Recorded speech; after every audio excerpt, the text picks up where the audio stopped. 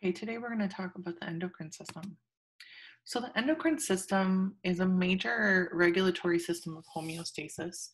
Um, it involves negative feedback loops, just like, well, not just like, but similar to what we learned for um, the baroreceptor reflex, so for blood pressure regulation and thermoreceptor reflex and whatnot. The endocrine system has ductless glands. These produce hormones and they dump the hormones into the bloodstream. And so, unlike your nervous system, there's slow initial effects, but the effects persist much longer. So, when we're talking about blood pressure regulation, if blood pressure is low, your nervous system has your baroreceptor reflex, and the baroreceptor reflex is a relatively quick response. We're talking within 10 seconds, 30 seconds, what have you.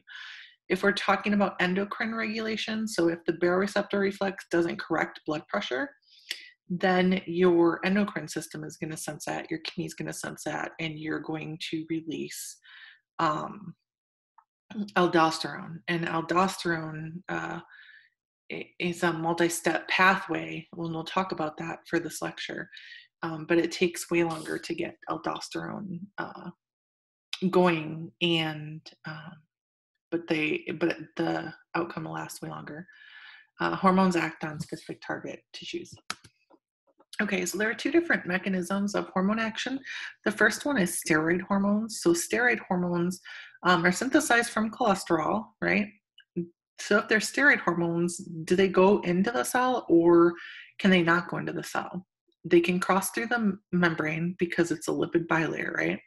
So the hormone enters a cell, binds the receptors. That's going to bind to the DNA, and you're going to upregulate proteins from that hormone complex.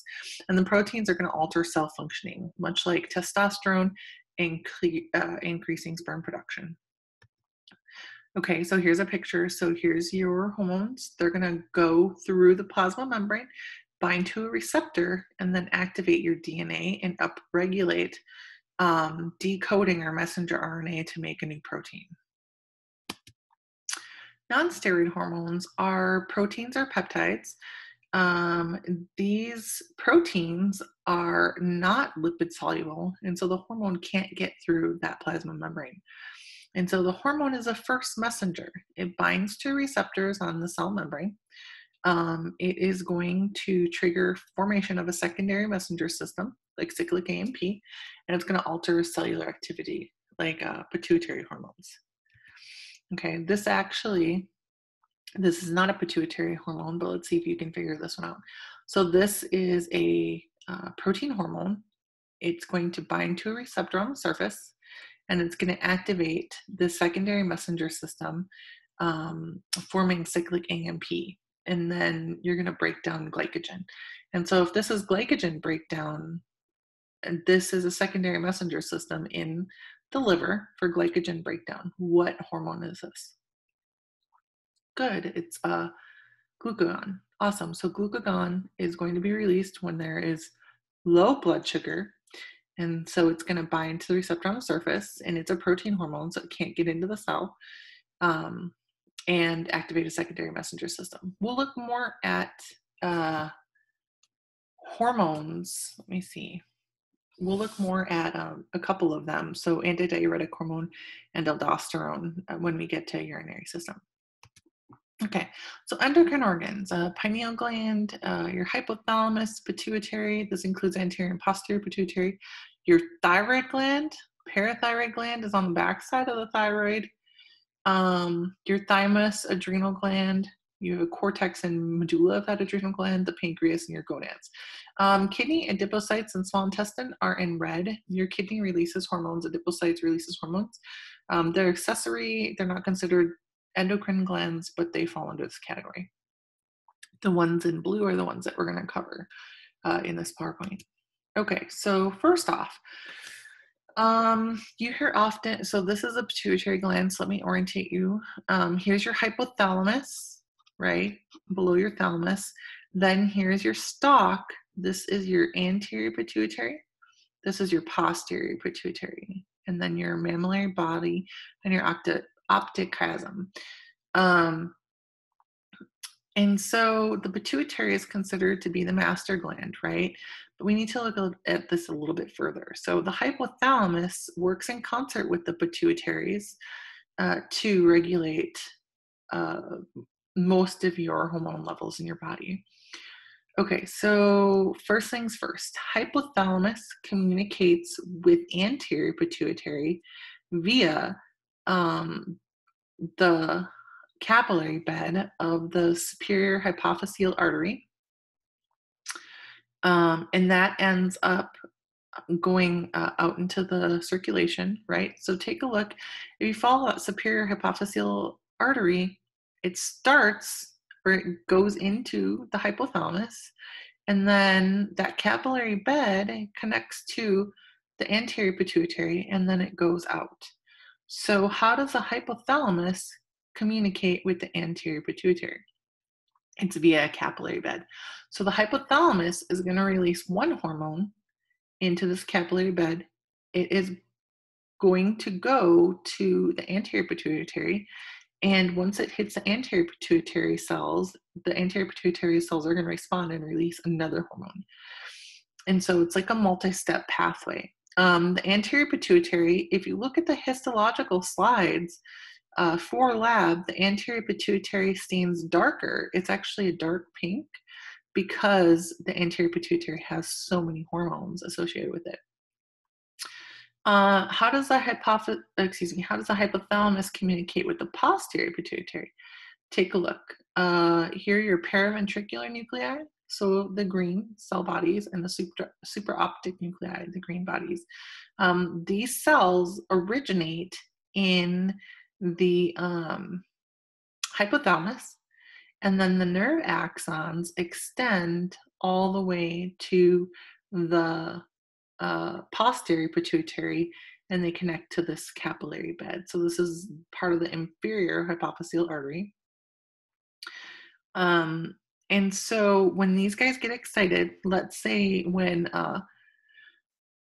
osmolarity of blood increases, so around 350, 400 milliosmolar, these guys, the supraoptic nuclei or the sun region is going to get excited, and they're going to send nerve impulses down the axon to release antidiuretic hormone into this hypophyseal vein, okay, or this little capillary bed, okay. And so these, when you look at a histological slide of the posterior pituitary, it is lighter pink, and the reason why it's lighter pink is because there's only two hormones that this posterior pituitary secretes.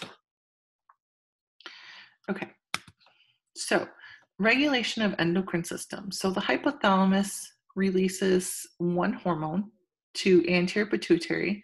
This is either a releasing hormone or an inhibiting hormone, right? This releasing hormone is going to stimulate the anterior pituitary or adenohypophysis to release a hormone. That hormone is going to target some type of endocrine gland, and that endocrine gland is going to release hormone 2 to the target cells, right? And so if we take a look at the first row in the table, the releasing hormone would be the thyroid releasing hormone. So that's released from the hypothalamus to the anterior pituitary. And then anterior pituitary releases hormone 1. What's our hormone 1? It's the thyroid stimulating hormone. Good. And that's going to target the thyroid gland. And then the thyroid gland is going to release thyroid hormones like thyroxine and triiodothyronine, or T3 and T4 for short, and those are going to go to our body cells. All right, so this is sort of how we use this, or it's a multi-step pathway to make sure that we get one hormone activated, and it's going to activate another hormone. Take a look at hormone 2. So hormone 2 in the picture on the left, excess hormone 2 is actually going to shut off this pathway. So it's still considered a negative feedback loop. So you have to be careful with these, because people often think, oh, well, you're stimulating release of hormone 1, and then that's stimulating release of hormone 2. It's positive, but it really isn't, because excess hormone 2 is going to shut off these guys. This would be, for an example, let's say this was testosterone. So let's say you need to make, men need to make more sperm. And so they'll upregulate testosterone, they'll make more sperm. But once testosterone hits a certain point, that's going to shut off this whole production. Okay, so hypothalamus, how does it communicate with your anterior pituitary? So it communicates with anterior pituitary using your hypothalamic hypophyseal portal vein, or we can say a capillary bed for short, right? It's going to dump protein hormones into a portal vein that's going to go to anterior pituitary. And then anterior pituitary is going to get the hormone. Releasing hormones are going to cause the anterior pituitary to release hormones, surprise. Inhibiting hormones are going to prevent the anterior pituitary from releasing hormones. And again, here's your picture. So hypothalamus will dump hormones into the capillary bed. Here's your superior hypophyseal artery. The capillary bed extends down into the anterior pituitary. The anterior pituitary releases 6 different hormones. So the first one is thyroid stimulating hormone. What's the target of that? Go to your thyroid gland. Do you know where the thyroid gland is? So the thyroid gland is just below your larynx. And so when you looked at the respiratory slides, the respiratory histology, you probably saw some thyroid. You might have even seen some parathyroid gland in there. All right. The next one is adrenal corticotropic hormone. This stimulates the adrenal gland. The adrenal gland is above your kidney, so take a look for that one. Your follicle stimulating hormone and luteinizing hormone work together to stimulate ovary, egg production, or ovulation in women, and then sperm production or sperm maturation in men. And then prolactin would be for your mammary glands for women, and then growth hormone for both. Right, we can skip this. So take a look. I like this picture because it shows you what happens. So hypothalamus releases regulatory hormones to anterior pituitary. Anterior pituitary, all the ones in purple, are the hormones released by anterior pituitary.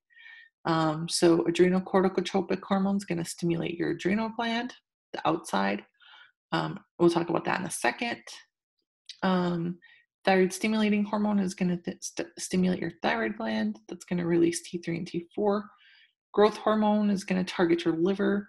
That's going to release somatomedins. That's going to develop bone, muscle, and other tissues. Prolactin for mammillary glands, follicle stimulating hormone, and luteinizing hormone. For testes, producing testosterone and maturation of sperm. Ovaries for estrogen, progesterone, and inhibin. For ovulation, for maturation and ovulation for that egg.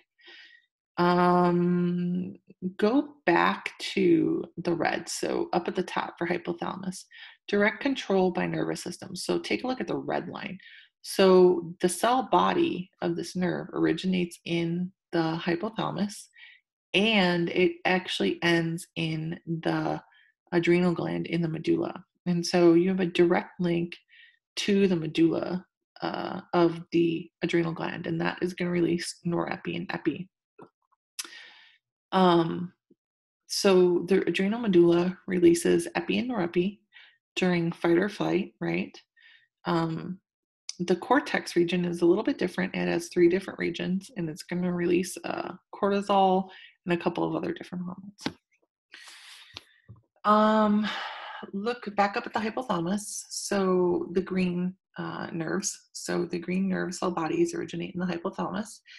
The nerve axons actually extend into the posterior pituitary, and the posterior pituitary releases ADH and oxytocin.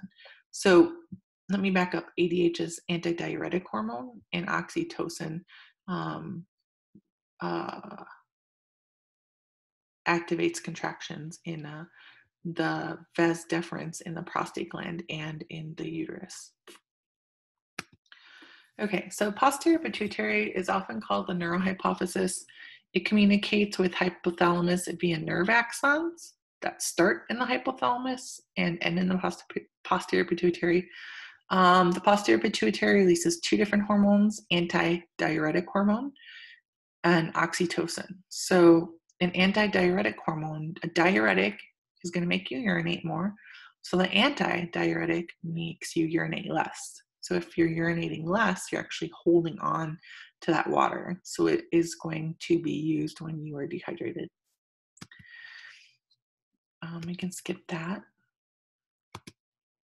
Okay, so let's take a look, let's take a look at the thyroid gland. Thyroid gland has two functions. The first one is that it's going to regulate your basal metabolic rate via thyroxine, and it's going to regulate blood calcium levels or concentration with the parathyroid gland. So let's take a look at the basal metabolic rate. So basal metabolic rate, you have follicular cells in your thyroid. These follicular cells release thyroid hormones, T3, which is triiodothyronine, and T4, which is thyroxine. These hormones are going to target your body cells, and they're going to increase metabolic rate, and they're going to increase body temperature. So let's take a look at that. Okay, so here's the larynx, and let me change color of the pointer. Let's do green. So here is your larynx, and for anatomy and physiology, we just learned this. And then this is your trachea, right? And so the thyroid gland sits just below the larynx. This is anterior, and then if you look at the posterior version, if you were to pull this out on the back side, these little yellow dots are the parathyroid glands, okay? So thyroid right here, and then parathyroid on the backside. Okay, let's take a look at the thyroid. So focusing in on the thyroid. The picture C, the thyroid gland is made up of follicles. Okay, so these follicles are sort of like hollow balls of cells. Okay, these follicle cells secrete T3 and T4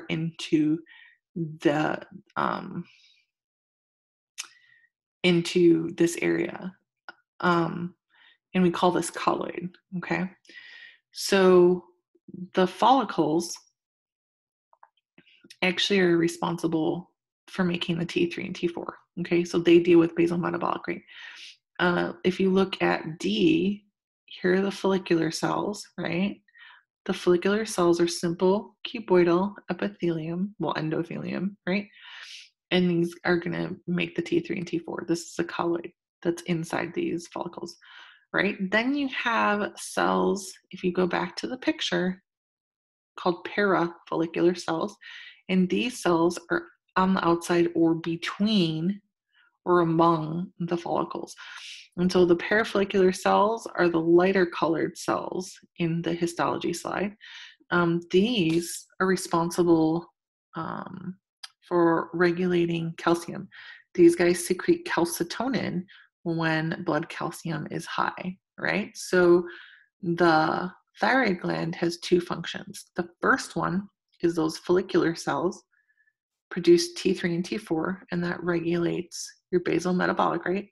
And then the parafollicular cells, often called C cells, because they release calcitonin, and that deals, that's what we release when we have high blood calcium. Take a look at the bottom part of this. You got to be careful because this is a parathyroid gland. So do you see how more grainy it is or glandular, or how much more stain it picks up? It looks different. This is a parathyroid gland. So this is not part of the thyroid. This is the parathyroid gland. The parathyroid gland releases parathyroid hormone, and that is released when blood calcium is low, all right? So I want you to go through this PowerPoint and do your homeostatic feedback loops with the lab. So grab your lab, your endocrine lab, and fill out your homeostatic feedback loops as we're going through this. Okay, so homeostasis, normal T3 and T4, normal body temperature, right? Let's say we have a drop in T3 and T4 in your blood, or your body temperature is low and you've tried to increase it using your thermoreceptor reflex and it didn't work. So your hypothalamus is going to sense that. It's going to release thyroid releasing hormone to your anterior pituitary or adenohypophysis. Anterior pituitary is going to respond by releasing thyroid stimulating hormone. And the thyroid stimulating hormone is going to target the follicular cells, right? So the follicular cells, the thyroid follicles, are going to release T3 and T4. T3 and T4 is going to go to your body cells and increase your basal metabolic rate. If these go too high, though, it's going to shut off this whole pathway, right? Let's talk about thyroid disorders. So hypothyroidism, hypo means less, right? Was when you have low thyroid hormone levels. This can lead to weight gain, fatigue, and depression. Hyperthyroidism is when your thyroid gland is overactive. This can lead to Graves' disease, hyperactivity, and insomnia. People tend to have a goiter, which is an enlarged thyroid gland, and your eyeballs tend to bulge. You can tell that somebody has hyperthyroidism because you can see the whites underneath their eyes. Normally, you can't see the whites underneath somebody's eyes. It can be associated with severe stress and excessive thyroid hormone production. The other regulatory mechanism of the thyroid is to regulate blood calcium in concert with your parathyroid gland. Excuse me. So your thyroid gland is going to release calcitonin when you have high blood calcium. So your thyroid gland senses this and releases calcitonin. And calcitonin, I'll show you that in a second. Your parathyroid gland is going to release parathyroid hormone when calcium levels are low. This is considered a humoral mediated response, meaning that the thyroid gland and parathyroid gland sense calcium levels in the blood and respond accordingly. It doesn't have to go to the brain. It's actually in the cells itself. Here's your feedback loop, okay? So in the middle is calcium homeostasis, 9 to 11 milligrams per 100 mils. When calcium levels go up, right, when they go higher than that, the thyroid gland is going to sense that. Do you remember what cells? Good, they're the follicular cells. So those follicular cells are going to release calcitonin, or I'm sorry, the parafollicular cells, are going to release calcitonin. Calcitonin is going to cause you to lay down more calcium in the bone. So you're going to stimulate osteoblast activity, right? So you're going to lay down the calcium, the excess calcium in the bone. You're also going to excrete it out in the urine, and that should have calcium levels drop. If calcium levels are too low, right? So if they're too low, then your parathyroid gland is going to release parathyroid hormone. Parathyroid hormone is going to go to the bone matrix and stimulate osteoclasts to break down bone. It's also going to, I'm going to show you another picture. It's also going to cause you to reabsorb calcium from the urine filtrate back into the bloodstream. And your kidney is going to activate vitamin D to go to the intestine and pull in calcium, right? And all of this has an additive effect so that calcium should be higher in the bloodstream. The adrenal gland. So the next organ is the adrenal gland. The adrenal gland sits right above your kidneys. You have two of them. So you have this fibrous capsule. Then you have the adrenal cortex, right? Cortex is the outer region, and then the inner region is the medulla. The cortex, so if you look over at the picture, the cortex has 3 layers, and then the medulla is in the middle. Take a look at the picture. So I like the picture because it shows the different gradations. Look at the histological slide. So it's a little bit more difficult, right? The first layer, these are zones, right? So the first layer is called the zona glomerulosa. The zona glomerulosa, let me explain these. Let me show these first, and then we'll go over what they do. Then the next layer is the zona fasciculata. This is the larger layer, and then the more deep layer is the zona reticularis, and then we have the adrenal medulla. So the adrenal cortex, what do they do? So the zona glomerulosa releases aldosterone when blood volume is low, all right? So find your adrenal gland portion of your lab, and I think I have you draw a picture of it and then label what these do. All right. And I think you have a feedback loop actually for blood volume. So when blood volume is low, your zona glomerulosa of your adrenal cortex is going to release aldosterone. Aldosterone binds to your distal convoluted tubule of your nephron and causes you to pull in sodium back into the bloodstream, and water follows it, and it actually kicks out potassium. And we'll get into this feedback loop in the next slide. The zona fasciculata releases cortisol. So zona fasciculata is that middle layer. It releases cortisol under long-term stress. So when you have high adrenal corticotropic hormone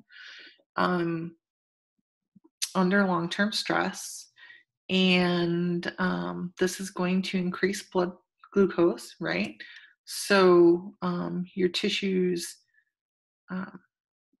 it mobilizes glucose to the blood. It is going to increase your storage of glycogen and decrease inflammation and immune response. Take a look at the zona fasciculata releasing cortisol when you're under long-term stress versus the adrenal medulla releasing epi and norepi when you're under short-term stress. So let's say you're going throughout your day, you're in traffic, you're late for work, you have an exam, you're under some stress. Your adrenal medulla is going to kick up and release epi and norepi, right? Let's say, like currently, you're working at the hospital, you have a lot of COVID patients, you haven't gotten much sleep. Right now, your adrenal gland is releasing cortisol. And so cortisol is released when you're under long-term stress. And the purpose of the cortisol release is really to make sure that you have enough glucose in your bloodstream so that you can go through fight or flight mechanism long-term. This is not a good pathway to be using for a long time. It decreases inflammation. And it decreases your immune response. So a lot of times when you're under long-term stress, you are more likely to get sick easier because it's decreasing immune response. So cortisol is going to decrease your immune response. It decreases inflammation, so we can use analogs to cortisol, like prednisone, if we have, an asthma attack or inflammations. They can give you cortisol injections in your wrist for inflammation of your tendons in your wrist. But this is not a pathway that we want to be on long term, because it makes sure that you have glucose in the blood, and then you keep triggering insulin release, and this is going to lead to insulin resistance. So you can do crazy short term, but you can't do it long term. So, a couple of years of that, no problem. But decades, you're going to have long-term health consequences because of that. Your zona reticularis releases your sex hormones. So those are where your androgens are. Okay, so here's your feedback loop. So I touched on this when we were in the cardiovascular system, but I really want you to iron this out now, okay? So this is the last exam for physiology, and this is a long-term way to regulate blood pressure. Okay, so typically, if you look at the picture, blood pressure drops, right? So blood pressure drops, let's say you stand up, blood pressure drops. How does your body regulate that? It's going to be your baroreceptor reflex, okay? So baroreceptor reflex, the sensors are your baroreceptors in your, carotid sinus and your aortic arch. They're going to stimulate, they're going to get excited, chatter to your medulla oblongata, and that's going to regulate your heart and your blood vessels, okay?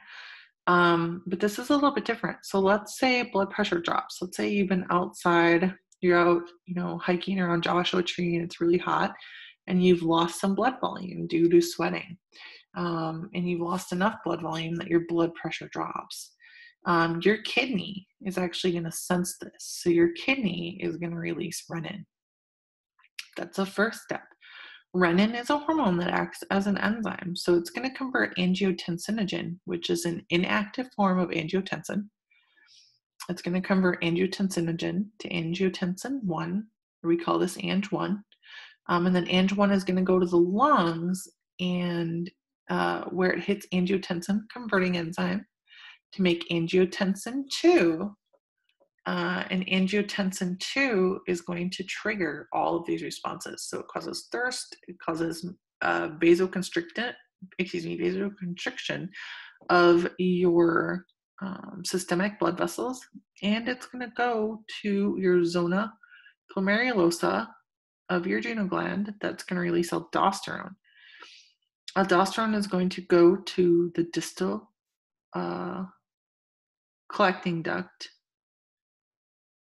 distal convoluted tubule and pull in sodium or help you retain sodium, and water is going to follow that and into the bloodstream. So we're pulling it from the urine filtrate into the blood, and then your blood pressure is going to rise, right? So it's a very long pathway to get blood pressure to rise. This is part of, this is called RAS for short. So renin, angiotensin 2, aldosterone system. I've read some recent literature that talks about the COVID virus and something to do with angiotensin 2. And so they're sorting out the pathway of how this affects the lungs. The angiotensin converting enzyme, or ACE, is in the lungs. And I can't remember. I have to go back and look at it again. But aldosterone, when do we release aldosterone? We release it when blood volume is low. So when blood volume is low and your baroreceptor reflex hasn't blood pressure back up, your angiotensin 2 is going to cause vasoconstriction, thirst, and release of aldosterone. Aldosterone is going to cause you to reabsorb sodium, and water is going to follow that. Okay, Cushing syndrome is hypercortisolism. Okay, so if you think about the adrenal gland, not the glomerulosa, but what's the other one? Good, fasciculata. So zona fasciculata releases cortisol. So when you have excessive cortisol, like in the case of Cushing's patients, so these guys are people who have Cushing syndrome. It is because either the adrenal gland is dumping out excess glucocorticoids, or that anterior pituitary, sometimes people have a benign tumor on that anterior pituitary, and because of that, they dump out excess hormones. Or it could be with glucocorticoid drugs. So people who have been on prednisone or steroid drugs for a long time, they can suffer from Cushing syndrome.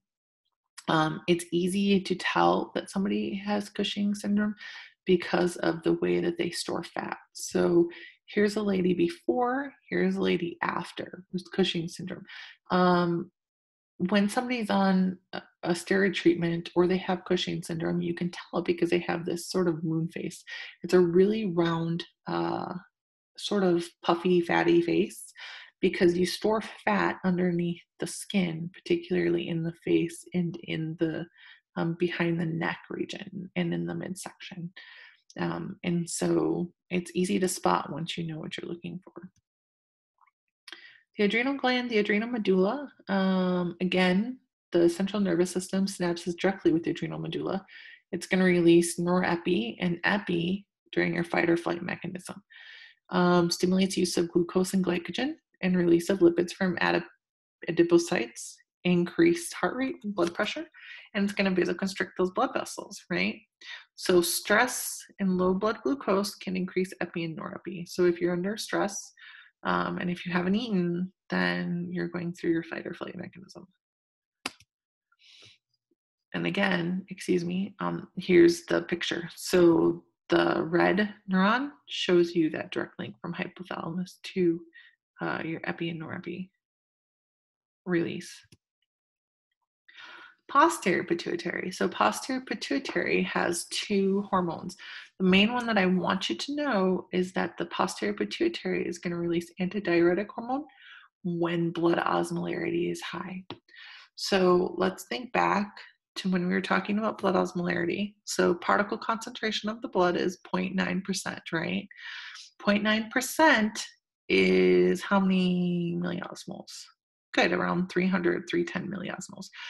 Okay, so normal plasma concentration is around 290 to 310 milliosmoles. So if particle concentration is high, that would be, let's say, 350, 400 milliosmoles. Is that hydrated or dehydrated if you have more particles? Good, it's when you're dehydrated, okay? So let's say you ate a whole bag of potato chips. That would increase sodium in the plasma, and that would be more particles. So let's say you have diabetes mellitus, where you have excess glucose in the blood. That would be more particles. Or let's say you're running around Joshua Tree and you've lost water, you've sweat, right? And you've lost water to the environment. That's going to trigger, high particle or dehydration first before you drop your blood volume. So this mechanism is triggered first for dehydration. And as you keep losing water, then you're going to drop blood volume. Okay, so be careful. So this is triggered first during dehydration, and then your other hormone, aldosterone, is triggered later. Okay, so let's take a look at this. So antidiuretic hormone target is the kidney. More specifically, it's a collecting duct. You're going to reabsorb water back into the body to decrease blood osmolarity.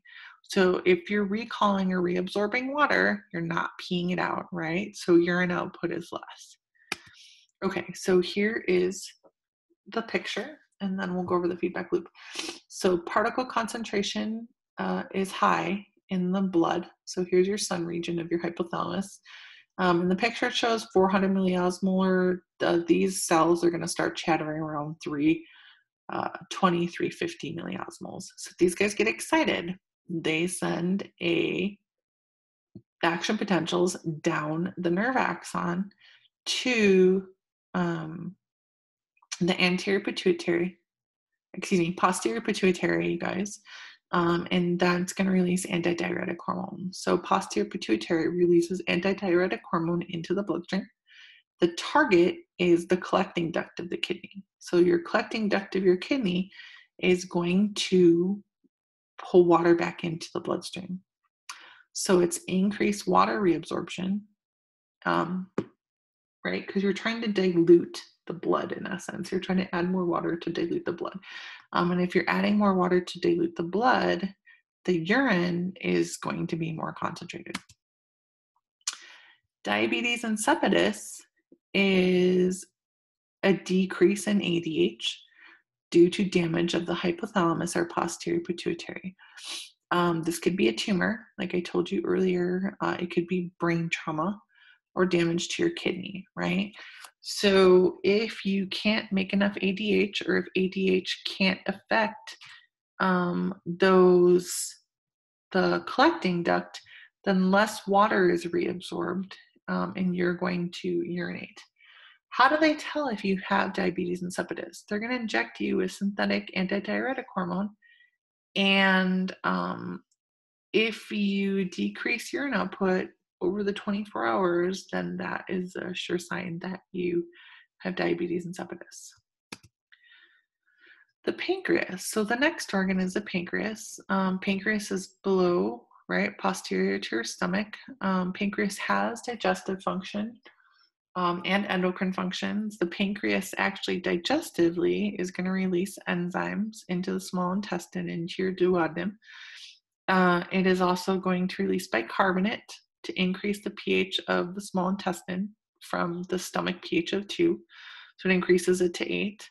But what we're focused on today is the picture, the histological picture. So we're focused on those islets of Langerhans. Okay, so the endocrine portion are actually the islets of Langerhans.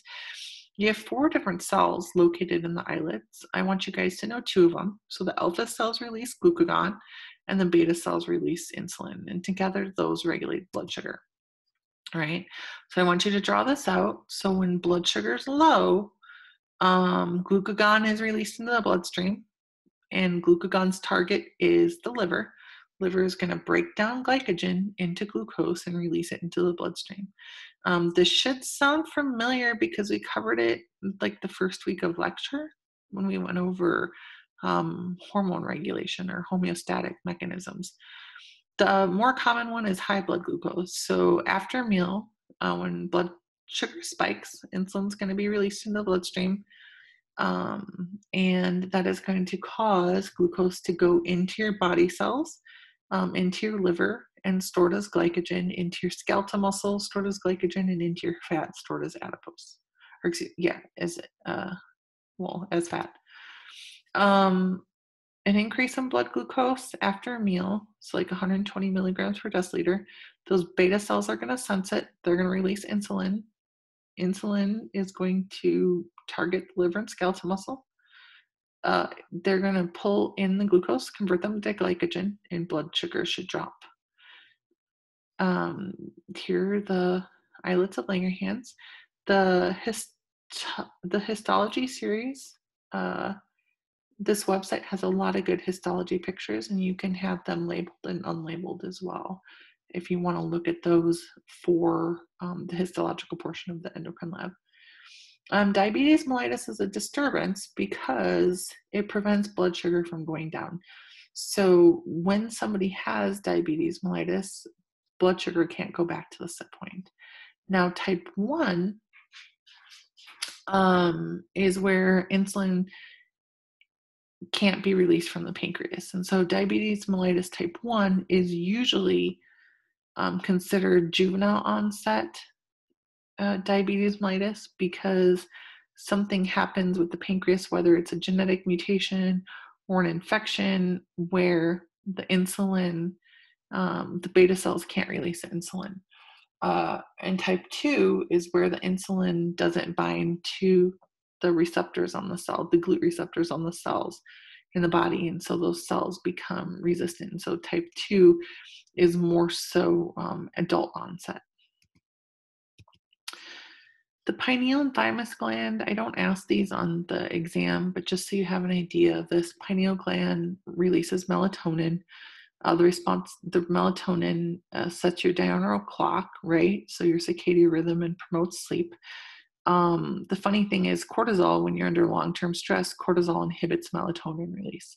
And so that's why when you're really stressed out over long periods of time, you have a really hard time sleeping. Your thymus, which is above your heart, right, atrophies at puberty. These guys release thymosins. The target is the T cells of your immune system, and it helps with T cell maturation. You'll talk more about this when you get into immunology portion of microbiology. Okay, here's your picture. So melatonin is low at night because light decreases melatonin, and nighttime it kicks up. Keep in mind too, when you have stressors, that also inhibits melatonin release. And when you have less stress, then melatonin spikes. Okay, we are done. I'll see you next time.